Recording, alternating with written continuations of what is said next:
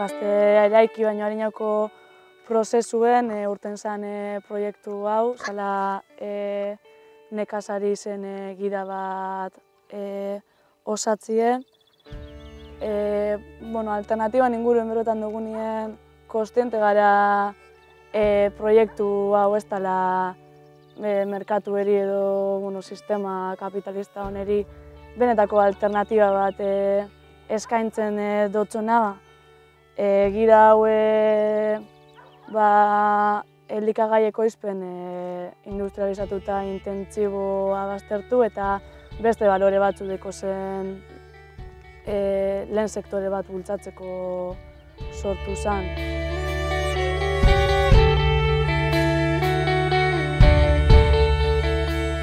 Balore horrek badire bai lan baldintza duinek, ekoizpen txiki bat eta oneri lotutako inguru hurbileko salmenta zuzen bat, kalitatezko produktue bermatzie, bai genero berdintasune kontuten eukinge, baserritarren autonomize bai bermatuko deuena. Nire ekoizleakin jarri nintzen harremanetan, bere baserrira igo nintzen eta bixon artean enginun Debabarreneko mapia.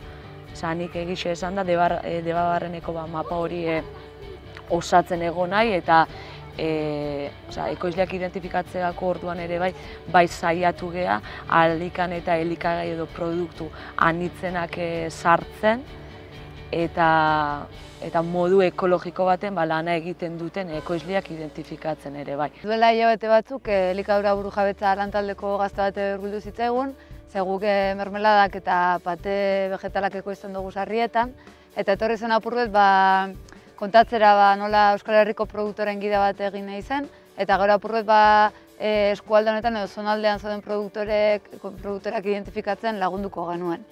Eta orduan gure aportazioa izan zen 3 produktore elkartu ginen, eta apurbeten gendune da eskualdean zeuden eta ezagutzen genituen produktoren gana joan, eta harremanetan ipini gida horretan parte hartzeko.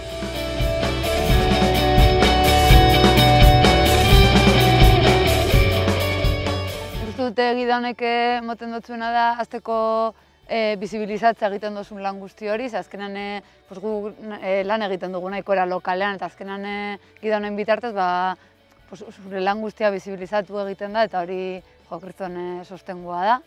Gero baita ere uste dute gida honek egiten duela ere kolektibizatu egiten dugun lan guzti hori eta azkenan ikusi sektorean zenbat jente gabizen eta zagoza diferenteak egiten gabizen eta hori danontzako onuragarria da.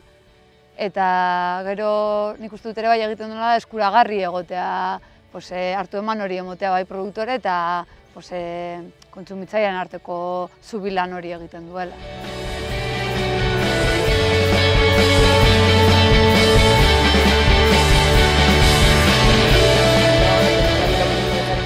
Mugimenduari egiten dion ekarpena da tresna bat dala eta azkenean tresna bat izan eran lan praktiko bat etxen hasteko aukeria zabaltzen doala.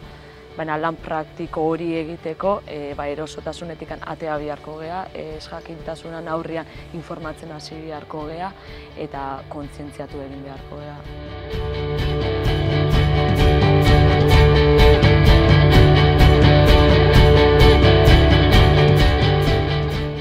Nekazari gaztiek momentu honetan badek zailtasun nahiko sektorera hurbiltzeko, badan lehenengo arazoa edo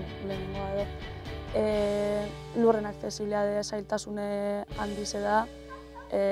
Euskal Herriko egoerie lurren ingurutik lurrek pribatuek dire eta ez dauz nekazari zentzako eskuragarri.